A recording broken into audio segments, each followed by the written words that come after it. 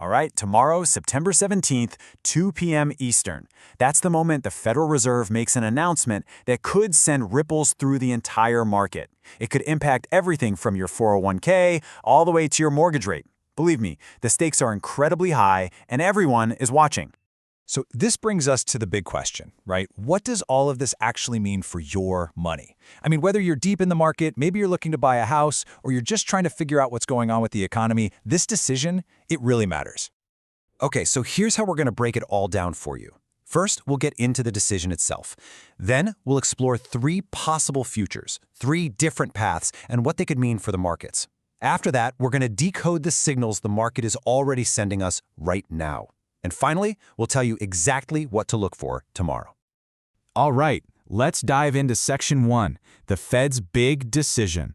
The Federal Open Market Committee, the FOMC, they're wrapping up their big 2-day meeting tomorrow, and you can bet the entire financial world is pretty much holding its breath.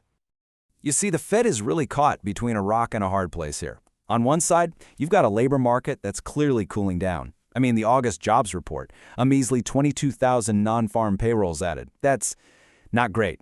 But on the other side, inflation is still being really sticky, hanging around 2.9%, which is still way above the Fed's 2% target. So, what do?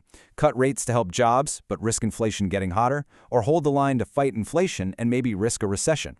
That is the tightrope they are walking right now. So this whole situation really lays out 3 potential futures for us.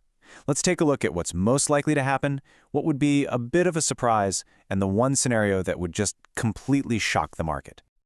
Well, if you ask the market, it seems like it's already made up its mind. It has spoken, and it is overwhelmingly confident about what's coming next. Right now, futures markets are pricing in a staggering 97.5% chance that the Fed is going to cut interest rates. That's a huge number. And this table really breaks down the odds for us. That 97.5% chance, that's for a 25 basis point cut, so 0.25%. And the main reason, the key trigger, is that weakness in the job market. It's just becoming too big for anyone to ignore. Now, the surprise scenario, sitting at just 2.5%, would be the Fed holding rates steady.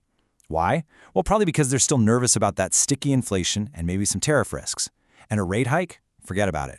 It's basically a 0 probability. It would take a massive, out-of-nowhere shock for that to even be on the table. So, to really put it simply, here are the 3 stories. You've got the favorite, a small cut just to give the economy a little bit of juice. Then there's the surprise, holding steady, which would be a signal that the fight against inflation is definitely not over. And finally, the black swan, that totally improbable rate hike that would just send shockwaves through the entire system. Okay, so the big question for all of us, what does this actually mean for our investments? Let's trace out the potential ripple effects from whatever the Fed decides to do.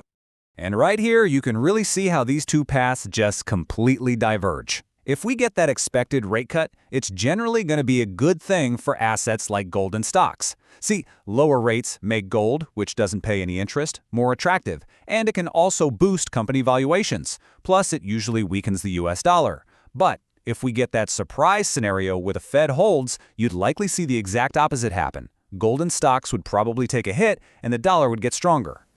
And, speaking of gold, it is absolutely a key asset to watch right now. It's already had this spectacular run, up a whopping 43% year over year. A rate cut could be like pouring gasoline on that fire, sending it even higher as investors look for a safe haven from a weaker dollar and maybe future inflation. All right, let's get a little more specific here. If that rate cut happens, we'd likely see a rally in stocks, right?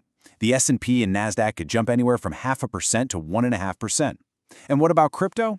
Well, all that new liquidity could send Bitcoin surging, maybe 3 to 5%. In the bond market, you'd expect those 10-year yields to dip down towards 3.8%. And hey, for anyone looking to buy a home, this could be really good news, potentially pushing mortgage rates down closer to 6%. But okay, that's what could happen. What are the markets telling us right now, before the big announcement? Let's try to decode some of the key signals that are giving us a sense of the broader economic vibe. First up, we have something called the Mannarino Market Risk Indicator, or MMRI. Now, I know there's a lot of data on this slide, but the number you really want to focus on is its current level, 243.31. And you'll see that puts it firmly in the high-risk category. Now, what does that mean? It basically suggests that there are some escalating tensions bubbling just under the surface, and the potential for a really big market move is, well, it's elevated. So, what is this MMRI thing anyway? Well, it's a pretty fascinating tool. It essentially fuses together the strength of the US dollar with 10-year Treasury yields to get a read on market stress. So a high reading, like the one we're seeing now, is basically a flashing yellow light that the market is on edge.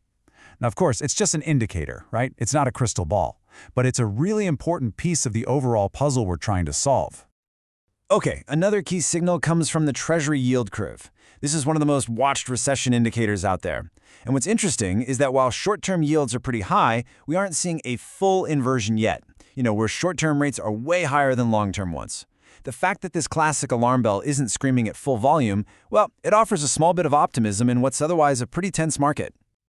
Man, this slide right here really shows you the split personality of our current economy. It's like a tale of two markets. On one side, you have the tech sector just soaring, up almost 24% this year, thanks to all the AI and semiconductor hype. But on the other side, you've got sectors that are super sensitive to interest rates, like real estate, and they're down 4%. This divergence is exactly what makes the Fed's job so incredibly difficult. All right, so as we head into the home stretch, let's talk about what to watch for during the final countdown to the announcement. There are a few absolutely crucial things to focus on. And it's really important to remember, the Fed isn't just sitting in a room looking at spreadsheets. They're operating in this incredibly complex environment filled with economic uncertainty, those ongoing trade debates, and, yeah, a ton of political pressure.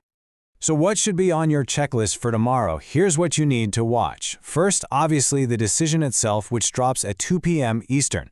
But don't just read the headline and walk away. Second, you got to look for the dot plot. This is a chart that shows where each Fed official thinks rates are headed in the future. It's a huge tell. And finally, you absolutely have to listen closely to Chair Jerome Powell's press conference. Every single word will be picked apart for clues about what they're planning to do next.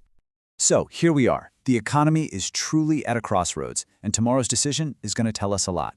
Will the Fed find the key to a soft landing, or are they about to ignite a whole new wave of turbulence in the markets? All eyes are on 2 p.m.